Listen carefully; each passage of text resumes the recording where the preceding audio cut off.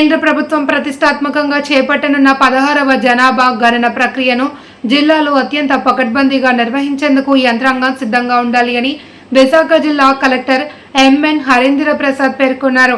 AU engineering కళాశాలలో నిర్వహించిన మొదటి దశ గృహాల జాబితా మరియు గృహ వస్తుల గణనకు సంబంధించిన 3 రోజుల శిక్షణా కార్యక్రమాన్ని కలెక్టర్ ప్రారంభించారు. ఈ సందర్భంగా ఆయన మాట్లాడుతూ శిక్షణ సమయంలో ప్రతి అంశంపై క్షుణ్ణంగా అవగాహన పెంపొందించుకోవాలి అని, సందేహాలు ఉంటే తక్షణమే నివృత్తి చేసుకోవాలి అని అధికారులకు సూచించారు.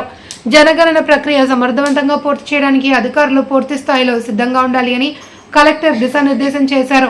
బ్లాక్ల ఏర్పాటు, మ్యాపుల్లో గ్రామ సరిహద్దుల నిర్ణయం, జనాభా అంచనా విధానం తదితర అంశాలను అధికారులు సమగ్రంగా చేసుకోవాలి అని తెలిపారు. జనగణన అనేది చట్టబద్ధమైన ప్రక్రియ కావడంతో అత్యంత జాగ్రత్తగా నిర్వహించాలి అని తెలిపారు.